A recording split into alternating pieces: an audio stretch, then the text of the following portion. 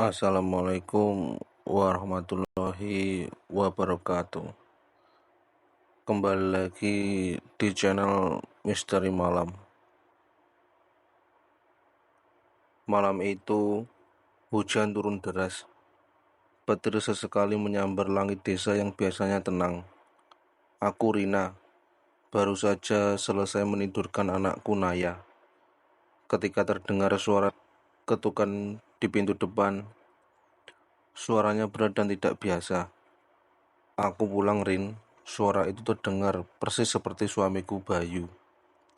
Tapi ada yang aneh.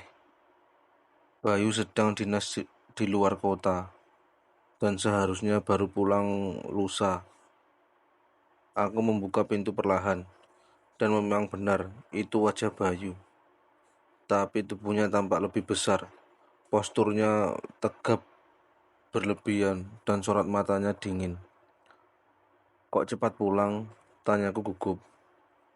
Ada yang harus aku urus, jawabnya singkat tanpa menatapku.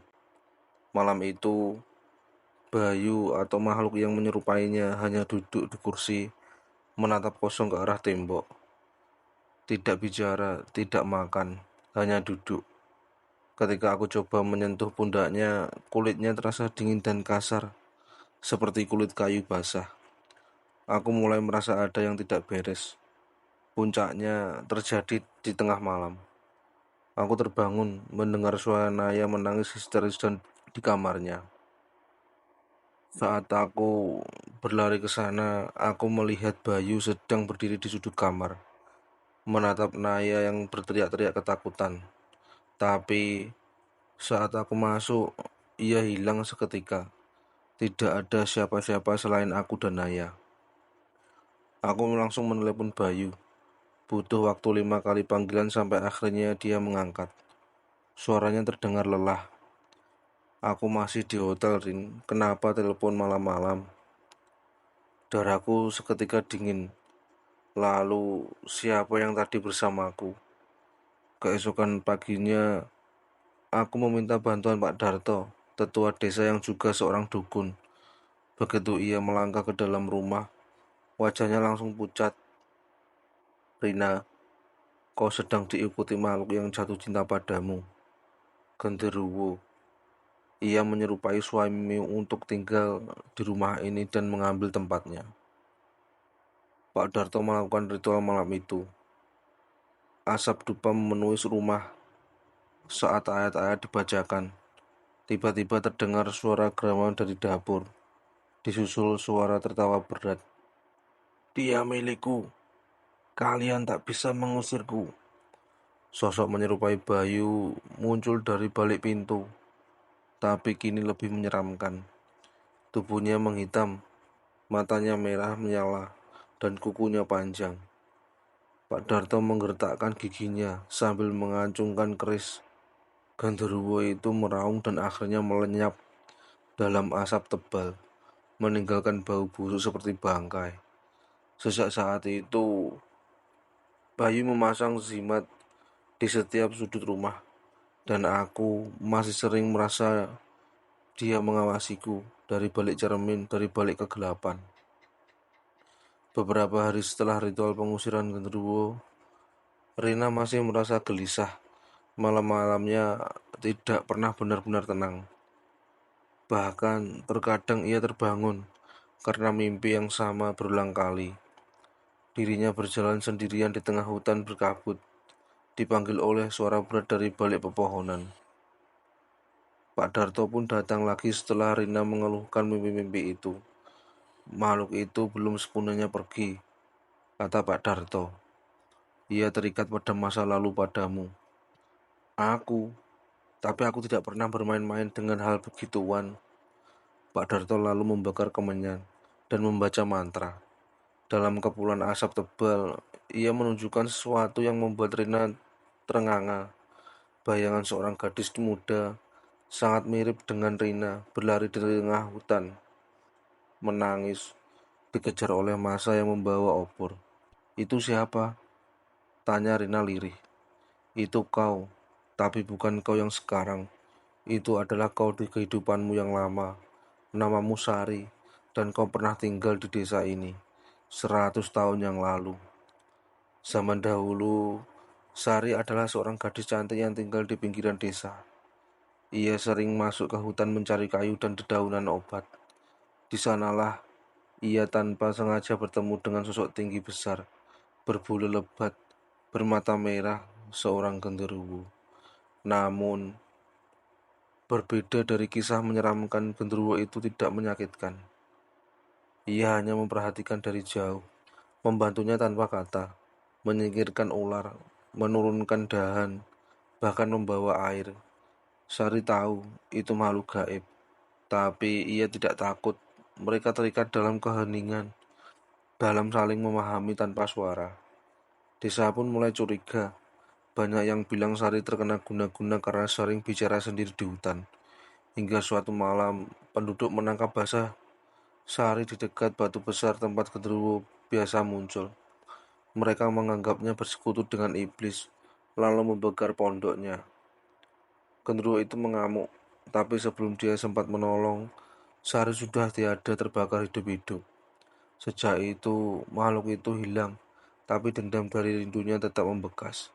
Ia menunggu, dan ketika Rina lahir dengan wajahnya yang sama seperti Sari, ia kembali.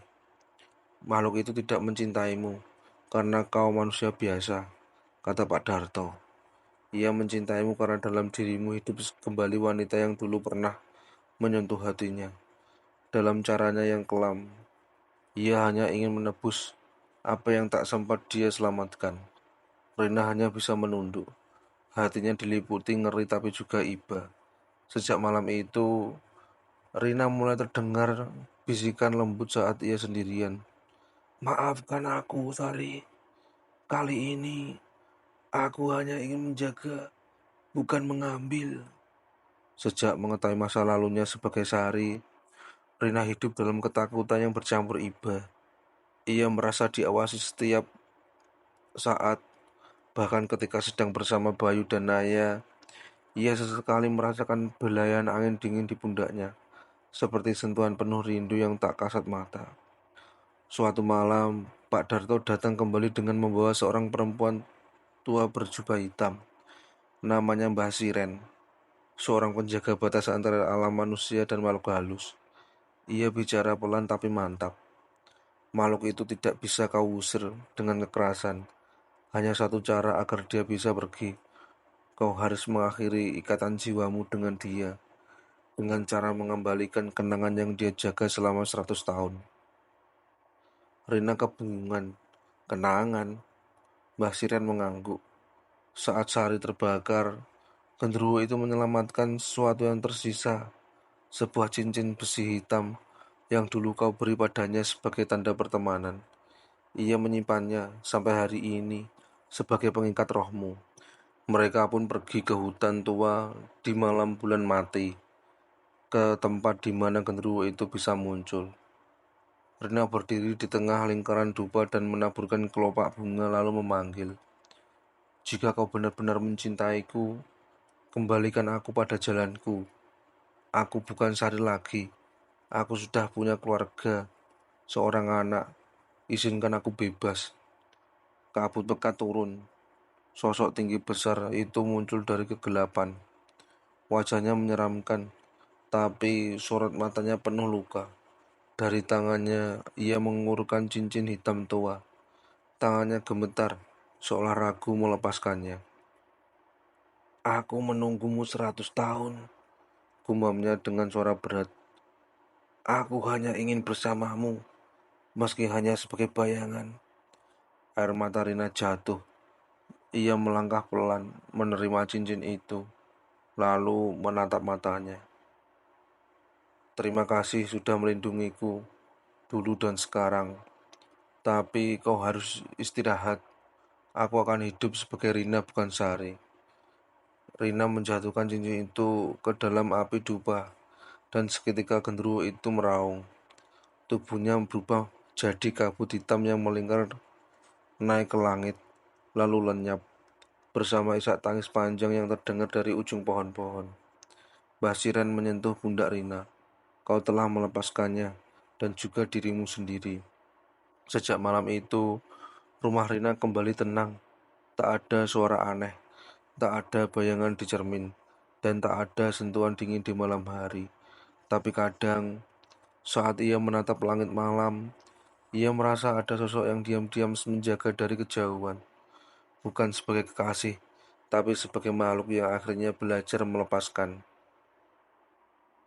Sudah 3 bulan berlalu, sejak Rina membebaskan dirinya dari ikatan masa lalu. Kehidupan rumah tangganya dengan Bayu perlahan kembali normal.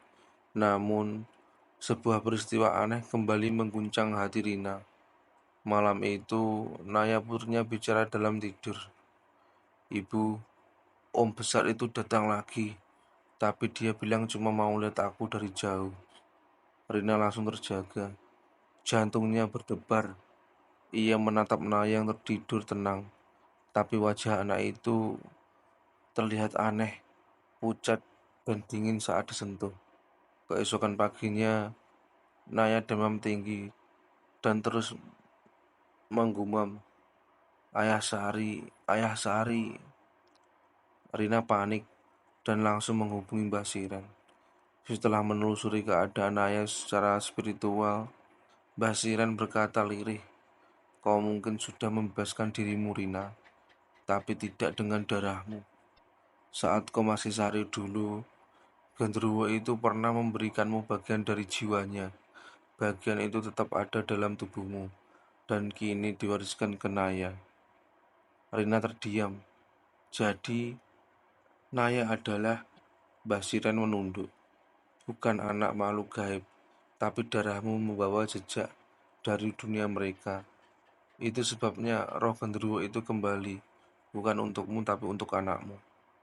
Rina harus membuat keputusan berat, menyerahkan Naya agar diasuh dalam dimensi mereka, atau memutus total semua jalur gaib dengan ritual berbahaya yang bisa membuat Naya kehilangan kemampuan melihat makhluk halus, tapi juga berisiko menghapus semua kenangan masa kecilnya.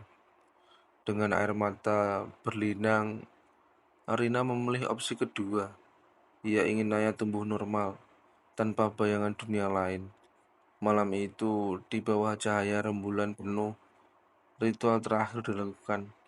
Naya menangis hebat ketika cincin hitam yang telah dihancurkan dan dicampur dengan abu dupa ditaburkan ke dalam kelopak bunga yang dibakar.